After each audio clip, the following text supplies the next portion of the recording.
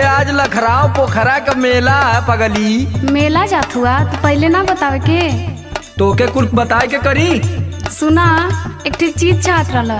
तोर हरदम घटला रहला कुछ न कुछ, जब देखा तब कपारे पे कचर कचर। अब तनी से सुना ना। तू आज अपन सुनाई ले। वही मेलवा में से ना गुरैया जलेबी लेते आया। अरे गुरैया जिलेबी लेबी न देवी, गुरैया जिलेबी। अभी ये कुल कहबा हम जानत रहनी है, लेकिन तब वो मन कैला कह देनी। सुना सुनावा। गुरही जलेबी अभी चाय पिया मेलावा में। ऐसा न कि एडीआर से और संदीप राज से मंगवा ले, ठीक है ना, हमारे टाइम ना। ले आई हा गरम में छनात होई तेलावा में। ले आई हा गरम में छनात होई तेलावा में। गुरही जलेबी अभी चाय पिया मेलावा में।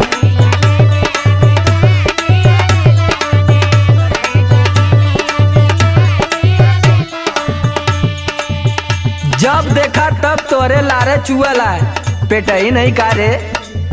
चुअता पानी लड़ी कोर भैलू धनिया।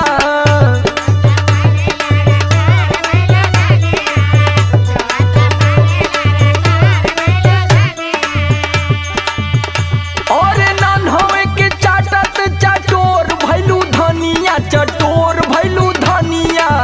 चुअता पानी लड़ी कोर भैलू धनिया।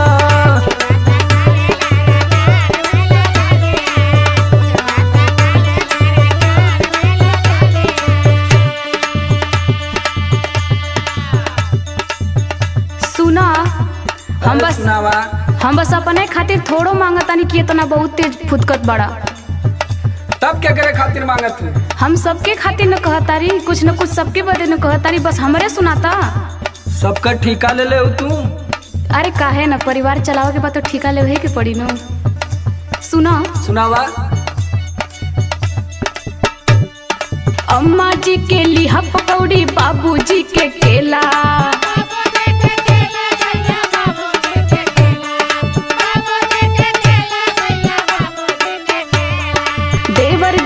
छेना बर्फी ननदो जी के पेड़ा। अरे तो सबका ठीका मैं ले लेगा।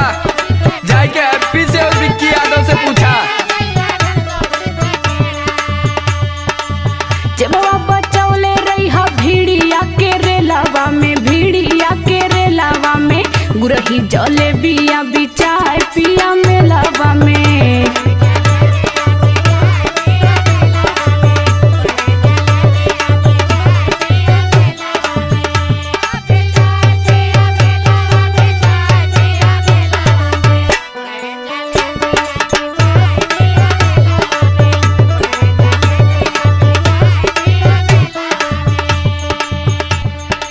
अच्छा ये बतावा कि अब इन कलियां गए ललू बाजारे न। हाँ वो तो गईले रही।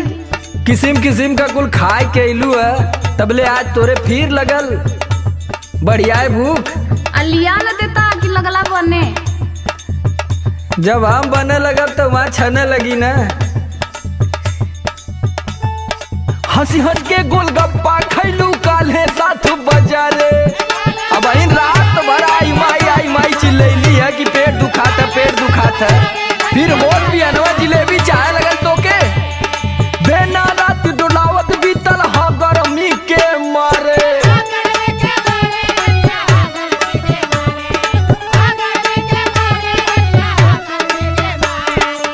खाए के फिर जोरा जोर कैलू धनिया, यार जोर कैलू धनिया। चुआता पानी लड़ी कोर भैलू धनिया। देखती कि तोर दिन पर दिन मन बढ़ल जाता है, जब से काशी स्टूडियो के राम यादव के मेहरारू के साथे तर रहत ही। तोरो पेट में हरदम आगे फूकत है।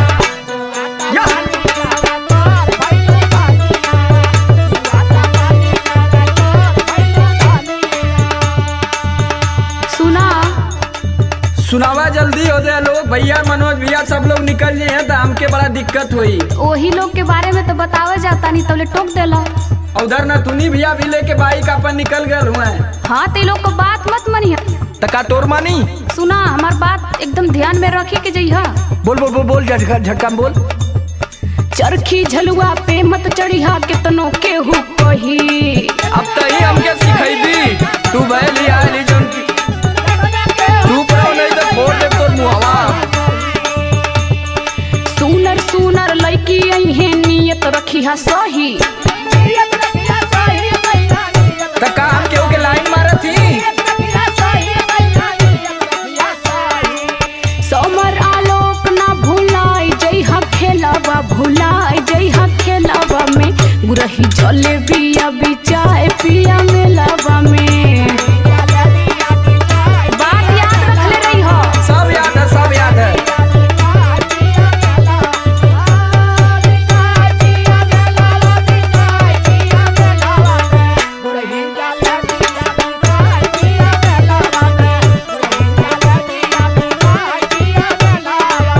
चुआता पानी लगा कोर भैलू धनिया गुरही जले बिया बिचाए पिया मेलावा में। चुआता पानी लगा कोर भैलू धनिया गुरही जले बिया